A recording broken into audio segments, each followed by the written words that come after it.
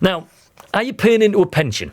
This is a question. Now, as a 16-year-old, starting to work for Sedgefield District Council, at the age of 17, I was made to pay into a pension scheme. I think it was 5% of my wages, and it was 7% the council put in, superannuation scheme. Now, I'm mentioning all of this because it's Talk Money Week, and it's a national campaign to encourage us to talk about our finances a little bit more.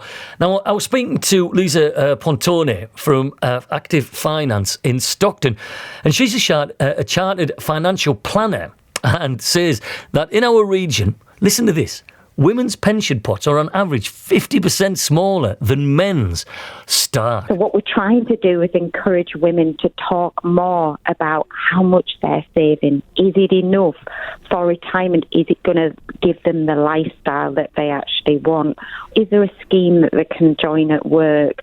Can they pay more into the scheme? It's all these conversations. If we open it up, talk about it more, even to the partner, then hopefully we'll help build some financial resilience for women and a better financial secure future in retirement. How does this happen? Is this because of sort of women take time out of work to have the children and take time out of work and not pay into a pension? It is absolutely that, but it can actually go back to the choices young women are making today in respect to their careers.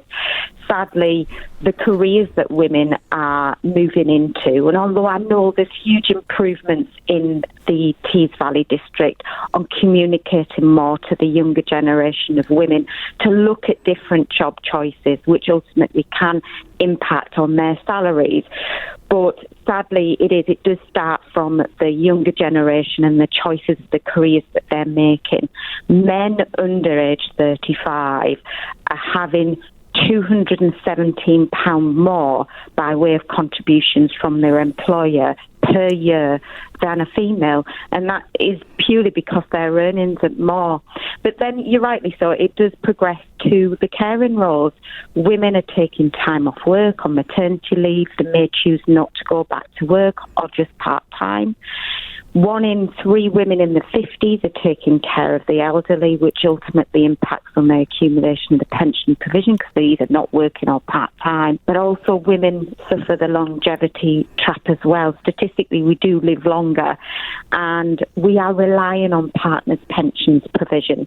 And once that is exhausted, the main property is having to be sold to potentially cover long-term care and retirement. And I would imagine, you're talking to an 18-year-old girl and just going, look, you really need to be thinking about your retirement. They're going, hold on, I'm going down the town on Friday, I'm going into Yarm, I'm having a night out. The last thing I want to be thinking about was when I retire.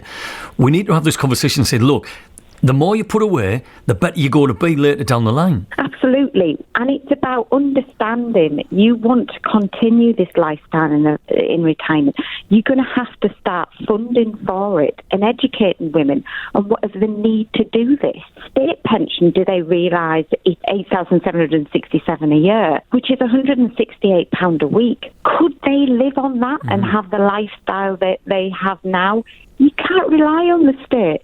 You've got to provide for yourself. What sort of percentage would you say of your wage, of say a young girl who is 18, 19-year-old, what percentage would you put away into a pension plan? Pension regulation changed in 2012 for every employer who had an employee earning £10,000 or more must contribute to a pension for them.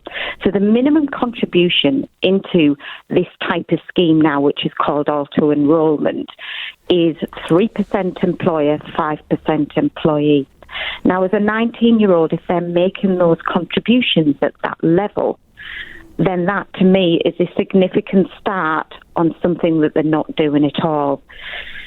We have done some calculations here at Active because we have been going out to local businesses. If an individual of 25 years old wanted an income of $25,000 per annum at retirement, say 65, including their state pension, which I mentioned to you earlier, of $8,767. So we're making up that shortfall with this pension, would need to contribute £480 net per month. A big ask for us as individuals to contribute individually for retirement, but doesn't that make you think that we should be doing something? It is necessary that this forms part of the budget.